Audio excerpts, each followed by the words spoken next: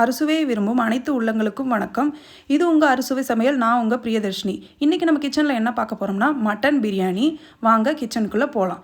அதுக்கு முன்னாடி நம்ம வீடியோவை பார்க்குறவங்க சப்ஸ்கிரைப் பண்ணிக்கோங்க, லைக் பண்ணுங்கள், ஷேர் பண்ணுங்கள், உங்கள் ஒப்பீனியனை கமெண்ட் பண்ணுங்கள்.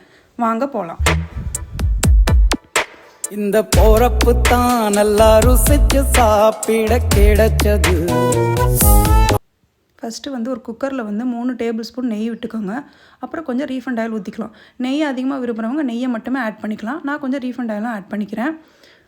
அதுக்கப்புறம் நம்ம தாளிப்புக்கு தேவையான பிரிஞ்சி இலை, ஸ்டார் பூ, பட்டை, கிராம்பு, ஏலக்காய், பச்சை மிளகா, கொஞ்சம் கொத்தமல்லி, புதினா இது எல்லாத்தையும் நம்ம போட்டு தாளிச்சிக்கலாம். இதை தாளிச்சிட்டு அதுக்கப்புறமா நான் 2 வெங்காயம் எடுத்திருக்கேன், 2 தக்காளி, ஒரு 12 டேபிள் ஸ்பூன் இஞ்சி பூண்டு பேஸ்ட் எடுத்திருக்கேன். ஃபஸ்ட்டு நம்ம வெங்காயத்தை போட்டு நல்லா பொன்னிறமாக வர வரைக்கும் வதக்கிக்கலாம். நல்லா கோல்டன் ப்ரௌன் கலரில் வரணும். அப்போ தான் பிரியாணிக்கு நல்லாயிருக்கும். அதுக்கப்புறம் தக்காளி 2 ஆட் பண்ணிக்கோங்க. அது கூடவே நான் இஞ்சி பூண்டு பேஸ்ட்டே ஆட் பண்ணிக்கிறேன். ஏன்னா தக்காளியோட ஆட் பண்ணும்போது அது அந்த கடாயில் கொஞ்சம் ஒட்டாமல் இருக்கும். அப்புறம் உப்பு, கல்லுப்பு போட்டிங்கன்னா கொஞ்சம் டேஸ்ட் நல்லாயிருக்கும். இது நல்லா வதங்கி வந்ததுக்கப்புறமா நம்ம தனி மிளகாத்தூள் அது ஒரு 4 ஸ்பூன் நான் ஆட் பண்ணியிருக்கேன். காரத்துக்கு தேவையான அளவு ஆட் பண்ணிக்கோங்க.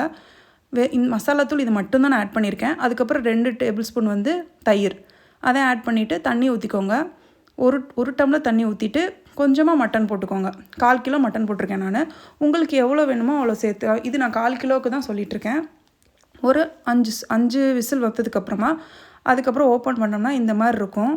அதுக்கப்புறம் நம்ம அரிசி, நான் 1 டம்ளர் அரிசி எடுத்திருக்கேன். இந்த டம்ளரில் மறுபடியும் நம்ம ஒரு 2 டம்ளர் தண்ணி எக்ஸ்ட்ரா ஆட் பண்ணிக்கணும். ஆட் பண்ணிவிட்டு இந்த அரிசியை நல்லா ஒரு 10 மினிட்ஸ் நான் ஊற வச்சுட்டேன். ஊற வச்சுட்டு இதையோட ஆட் பண்ணிக்கிறேன். நல்லா ஒரு கொதி வரணும்.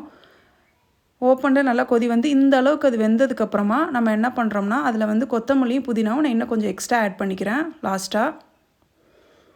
இது 1 பார்ட்லேயே நம்ம செஞ்சு முடிச்சிடலாம். பேச்சுலர்ஸ்க்கெலாம் ரொம்ப யூஸ்ஃபுல்லாக இருக்கும். மூடி வச்சுட்டு ஒரு விசில் விடுங்க போதும். இப்போ பாருங்கள், நம்ம மட்டன் பிரியாணி ரெடி. ரொம்ப டேஸ்ட்டாக இருந்துச்சுங்க. நீங்களும் மறக்காமல் உங்கள் வீட்டில் ட்ரை பண்ணி பாருங்கள். செம்ம டேஸ்ட்டாக இருந்துச்சு. கிட்ஸ்லாம் ரொம்ப என்ஜாய் பண்ணாங்க. அவ்வளோ காரமும் இல்லை. தேங்க்ஸ் ஃபார் வாட்சிங்.